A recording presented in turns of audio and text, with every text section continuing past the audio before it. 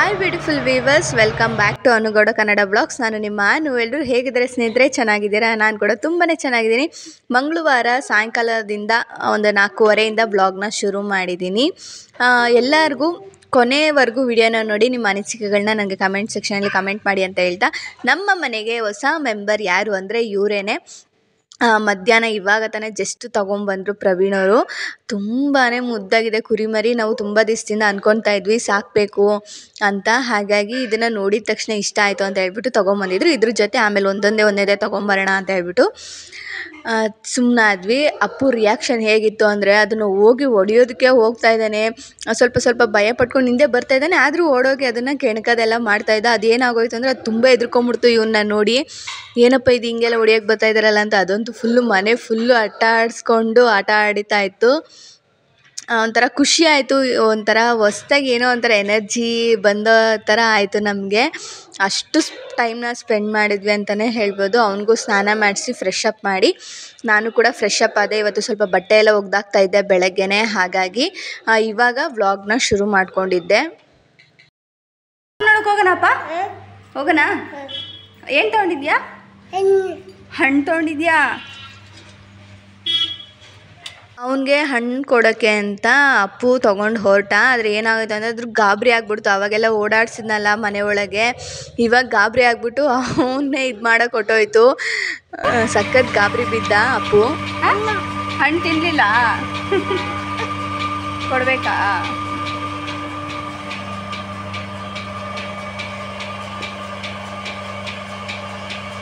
ನಮ್ಮ ಫ್ಯಾಮಿಲಿ ಹೊಸ ಮೆಂಬರ್ಗೆ ಇವ್ನಿಗೆ ಏನಾದರೂ ಹೆಸರಿಡೋಣ ಅಂತ ಅಂದ್ಕೊತಾ ಇದ್ದೀವಿ. ಏನಾದರೂ ಅಂದರೆ ಕೆಲವೊಂದು 4-5 ಹೆಸರು ನಾನು ಹೇಳಿದೆ.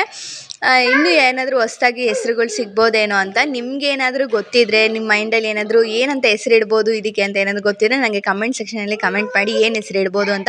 ನಾನು ಇನ್ಸ್ಟಾಗ್ರಾಮಲ್ಲೂ ಕೂಡ ಪೋಸ್ಟ್ ಮಾಡಿದ್ದೆ. ತುಂಬ ಜನನೇ ತುಂಬ ಹೆಸ್ರುಗಳನ್ನ ಕಳಿಸ್ತಾ ಇದ್ದೀರಾ. ತುಂಬಾ ಚೆನ್ನಾಗಿ ಇದೆ ಹೆಸ್ರುಗಳು. ಯಾವ್ದು ಇಡೋದು ಅಂತಲೇ ಗೊತ್ತಾಗ್ತಾಯಿಲ್ಲ.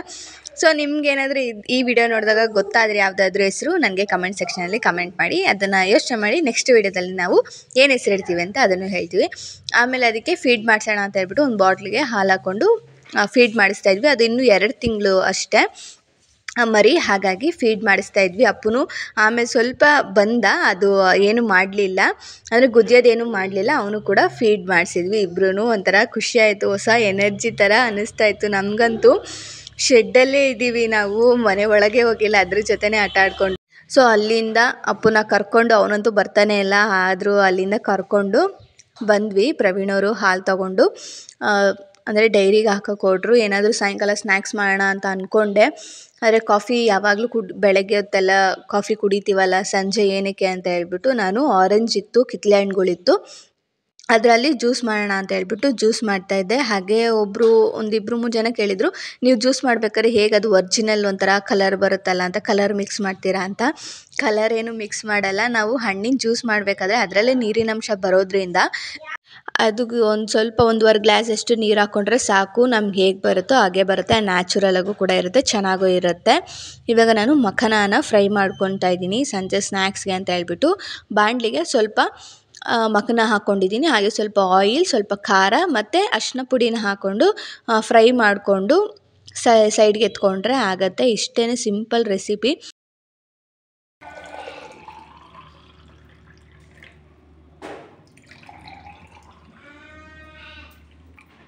ಮಖನ ಸಪ್ಪೆ ಇರೋದ್ರಿಂದ ಅದಕ್ಕೆ ಸ್ವಲ್ಪ ಖಾರ ಉಪ್ಪು ಹಾಕಿದ್ರೆ ಚೆನ್ನಾಗಿರುತ್ತೆ, ಟೇಸ್ಟಾಗಿರುತ್ತೆ. ಸ್ವಲ್ಪ ಸಂಜೆ ಹೊತ್ತು ಚಳಿಗೆ ಖಾರವಾಗಿ ಚೆನ್ನಾಗಿರುತ್ತೆ ಅಂತ ಹೇಳ್ಬಿಟ್ಟು ಪ್ರವೀಣ್ ಅವ್ರಿಗೂ ಕೊಟ್ಟೆ. ಹಾಗೆ ಅಪ್ಪಗೂ ಕೂಡ, ಹಾಗೆ ಅವನಿಗೂ ಕೂಡ ಕುಡಿಸ್ದೆ.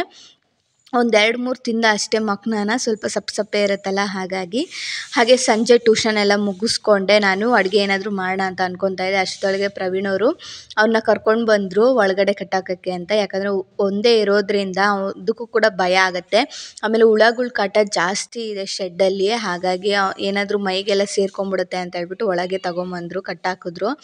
ಅಪ್ಪು ಅಂತೂ ಅದನ್ನು ನೋಡಿ ಪಾಪ ಅನ್ನೋದೇ ಆಗೋಯ್ತು. ಹೇಗೆ ಮಾತಾಡ್ತಾ ಇದ್ದಾನೆ ನೋಡಿ ಅವನ ಜೊತೆ. ನೀನು ಕೇಳು, ಕುಡಿ ಪಾಪ ಅನ್ನು.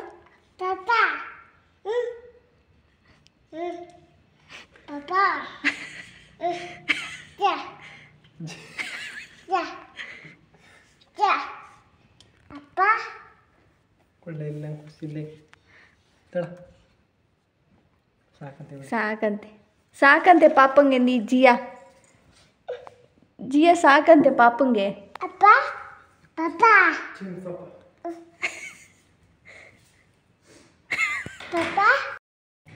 ಇವಾಗ ಅಡುಗೆ ಮಾಡ್ಕೊಬೇಕು. ರಸಮ್ ಮಾಡಿ ರೈಸ್ ಮಾಡೋಣ ಅಂತ ಮಾಡ್ಕೊತಾ ಇದ್ದೀನಿ.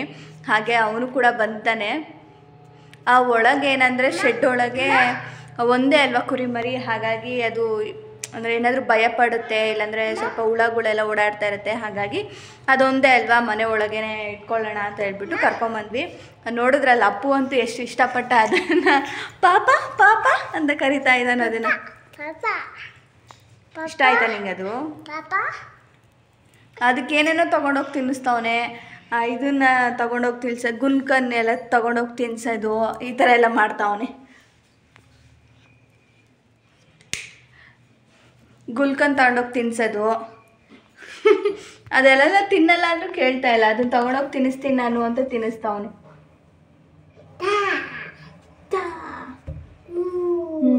ಹೋಗಲ್ಪ ಅಲ್ಲಿ ನಿಮಿಷ ನಾಡೋಗಿ ನಾನು ಅಡುಗೆ ಮಾಡ್ತೀನಿ. ಅಡುಗೆ ಮಾಡೋದು ಬೇಡವಾ?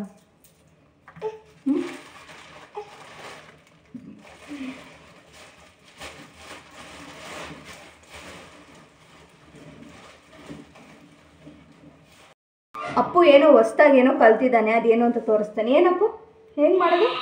ತೆಗ್ಗದಿಲ್ಲ. ಪುಷ್ಪ ಸ್ಟೈಲ್ ತೆಗ್ಗದಿಲ್ಲ. ನೀನು ಮಾಡಪ್ಪ.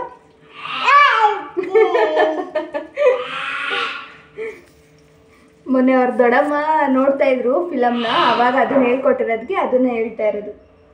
ಉಸಿರ್ಬಿಟ್ಟು ಹಾಕು, ಅಡುಗೆ ಮಾಡು, ಅಡುಗೆ ಮಾಡು. ಇಲ್ಲಿ ರಸಮ್ಗೆ 3 ಟೊಮೊಟೊ, ಒಂದು 5-6 ಎಸ್ಲು ಬೆಳ್ಳುಳ್ಳಿ ಮತ್ತು ಸ್ವಲ್ಪ ಕೊತ್ತಂಬರಿ ಸೊಪ್ಪನ್ನ ಬೇಯಿಸೋದಕ್ಕೆ ಇಟ್ಟಿದ್ದೀನಿ. ಕರೆಂಟ್ ಇರಲಿಲ್ಲ, ಹೋಗೋದು ಬರೋದು ಮಾಡ್ತಾಯಿತ್ತು. ಅದು ಬೇಯಿಸೋ ಅಷ್ಟೊತ್ತಿಗೆ ರೈಸ್ ಎಲ್ಲ ರೆಡಿ ಮಾಡಿಕೊಂಡೆ. ಕರೆಂಟ್ ಬಂದಿದ್ದ ತಕ್ಷಣ ಅದನ್ನು ರುಬ್ಬಿ ನಾನು ರಸಮ್ ಮಾಡ್ಕೊಳ್ಳೋಣ ಅಂತ ಹೇಳ್ಬಿಟ್ಟು. ಸಾಯಂಕಾಲದೊತ್ತು ಕರೆಂಟ್ ತೆಗೆದ್ರೆ ಅಡುಗೆ ಮಾಡೋದೇ ಒಂದು ದೊಡ್ಡ ಪ್ರಾಬ್ಲಮ್ಮು. ಇವಾಗ ಮಿಕ್ಸಿ ಜಾರ್ಗೆ ಬೇಯಿಸಿರೋದನ್ನೆಲ್ಲ ಹಾಕ್ಕೊಂಡು ಸ್ವಲ್ಪ ಜೀರಿಗೆ, ಮೆಣಸು ಎಲ್ಲನೂ ಹಾಕ್ಕೊಂಡು ರುಬ್ಕೊಂಡು, ಒಗ್ಗರಣೆಗೆ ಸ್ವಲ್ಪ ಸಾಸಿವೆ, ಸ್ವಲ್ಪ ಈರುಳ್ಳಿಯನ್ನು ಹಾಕ್ಕೊಂಡು ರುಬ್ಬಿಟ್ಟಿರುವಂಥ ಟೊಮೆಟೊ ಪ್ಯೂರಿ ಏನಿದೆ ಅಲ್ವಾ ಅದನ್ನು ಹಾಕ್ಕೊಂಡು, ಅದಕ್ಕೆ ಸ್ವಲ್ಪ ರಸಮ್ ಪುಡಿನ ಹಾಕ್ಕೊಂಡು, ರುಚಿಗೆ ತಕ್ಕಷ್ಟು ಉಪ್ಪು, ಹಾಗೆ ಕೊತ್ತಂಬರಿ ಸೊಪ್ಪು, ಅದಕ್ಕೆ ನಮಗೆ ತಿಕ್ನೆಸ್ಗೆ ಸ್ವಲ್ಪ ಎಷ್ಟು ಬೇಕೋ ಅಷ್ಟು ನೀರನ್ನ ಸೇರಿಸ್ಕೊಂಡು 1-2 ಕುದಿ ಕುದಿಸ್ಕೊಂಡ್ರೆ ರಸಮ್ ಕೂಡ ರೆಡಿ ಆಗುತ್ತೆ. ಸಾಯಂಕಾಲದ ಹೊತ್ತು ಏನು ಮಾಡೋಕ್ಕೆ ಪ್ಲ್ಯಾನ್ ಬರೋದಿಲ್ಲ, ಟೈಮ್ ಇಲ್ಲ ಅಂದಾಗ ಈ ಥರ ಸಿಂಪಲಾಗಿ ರಸಮ್ನ ಮಾಡಿಕೊಂಡ್ರೆ ಊಟ ಅಂತೂ ಸೂಪರಾಗಿರುತ್ತೆ. ಊಟ ಎಲ್ಲ ಮುಗಿಸ್ಕೊಂಡೆ ಆ್ಯಂಡ್ ಕಿಚನ್ನು ಕೂಡ ಎಲ್ಲ ಕ್ಲೀನ್ ಮಾಡಿಕೊಂಡು ಇವಾಗ ಮಲ್ಗೋಕ್ಕೆ ಹೋಗ್ತಾಯಿದ್ವಿ. ಅಂದರೆ ನಾನು ಮಾತಾಡೋಕ್ಕಾಗಲಿಲ್ಲ, ಸ್ವಲ್ಪ ಸೌಂಡ್ ಇತ್ತು, ಅಂದರೆ ಮ್ಯೂಸಿಕ್ ಏನೋ ಕೇಳಿಸ್ತಾ ಇತ್ತು, ಹಾಗಾಗಿ ಕಟ್ ಮಾಡಿದ್ದೆ. ನಾನು ಹೇಗೆ ಮಾಡ್ತೇನೋ ಅದೇ ಥರನೇ ಅಪ್ಪು ಇಮಿಟೇಟ್ ಮಾಡ್ತಾಯಿದ್ದೆ, ನೋಡ್ಬೋದು. ಹೀಗೆ ಅಂದರೆ ಒಳಗಡೆ ಕುರಿಮರಿನೂ ಕಟ್ಟಾಕಿರೋದ್ರಿಂದ ಅದು ಹೆಂಗೆ ರಿಯಾಕ್ಷನ್ ಮಾಡುತ್ತೆ ನಮಗೆ ಗೊತ್ತಿರಲಿಲ್ಲ. ಬಡ್ಕೊಳ್ಳುತ್ತಾ ನೈಟೆಲ್ಲ ಅಂತ ಗೊತ್ತಿರಲಿಲ್ಲ. ಆದರೂ ಲೈಟ್ ನಾವಿದ್ದಾಗ ಅದೇನು ಬಡ್ಕೊತಾ ಇರಲಿಲ್ಲ, ಆರಾಮಾಗೆ ಮಲ್ಕೊತು. ಸೊ ಇದು ನೆಕ್ಸ್ಟ್ ಡೇ ಮಾರ್ನಿಂಗ್ ನಾನು ತಿರ್ಗಾ ವ್ಲಾಗ್ನ ಕಂಟಿನ್ಯೂ ಮಾಡ್ತಾಯಿದ್ದೀನಿ.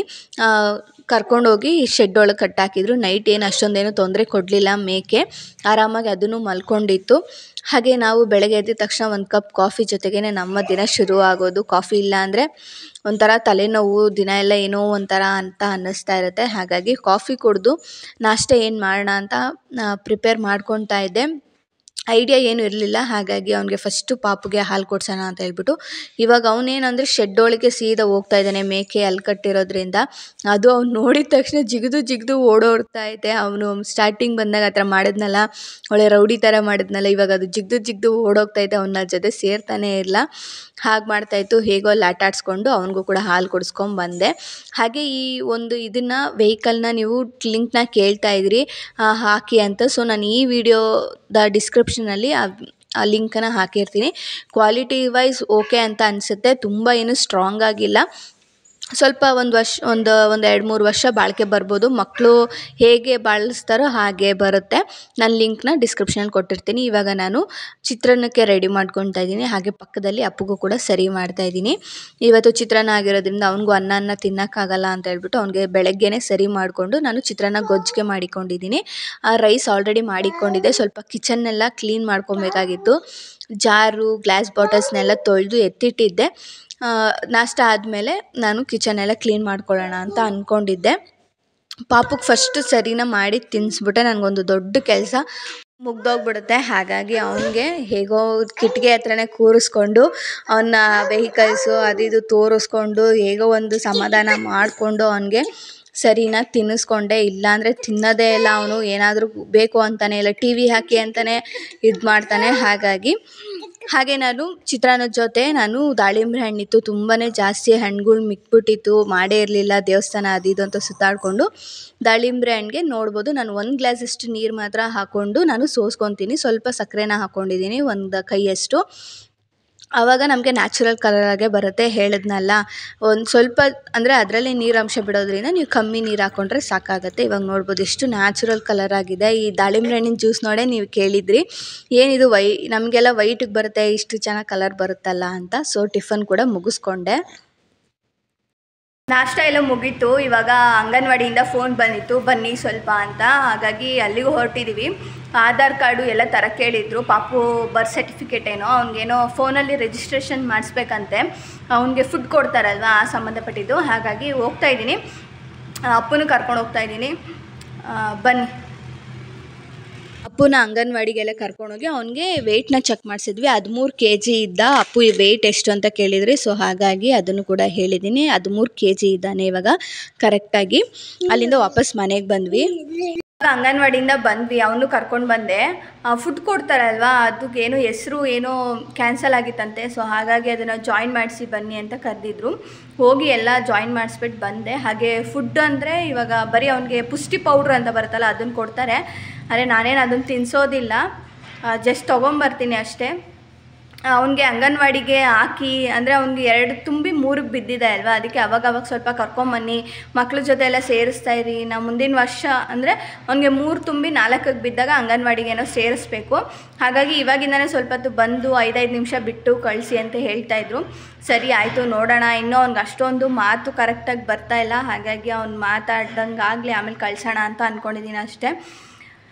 ಸೊ ಇವತ್ತಿನ ವ್ಲಾಗ್ ಇಲ್ಲಿಗೆ ಎಂಡ್ ಮಾಡ್ತಾಯಿದ್ದೀನಿ. ಆಲ್ರೆಡಿ ಟೈಮ್ 11:15 ಆಗಿದೆ. ಸೊ ಹಾಗಾಗಿ ಸಿಗೋಣ ಮುಂದಿನ ವೀಡಿಯೋದಲ್ಲಿ. ಈ ವಿಡಿಯೋ ಹೇಗೆ ಅನ್ನಿಸ್ತು ಅಂತ ಕಮೆಂಟ್ ಸೆಕ್ಷನಲ್ಲಿ ಕಮೆಂಟ್ ಮಾಡೋದನ್ನ ಮರಿಬೇಡಿ. ಇಷ್ಟ ಆದರೆ ಸಬ್ಸ್ಕ್ರೈಬ್ ಮಾಡ್ಕೊಳ್ಳಿ, ಹಾಗೆ ಮರಿದಂಗೆ ಬೆಲ್ ಬಟನ್ನ ಕ್ಲಿಕ್ ಮಾಡಿ ಅಂತ ಹೇಳ್ತಾ ಸಿಗ್ತೀನಿ ಮುಂದಿನ ವೀಡಿಯೋದಲ್ಲಿ. ಅಲ್ಲಿವರೆಗೂ take care, bye bye. Thank you for watching.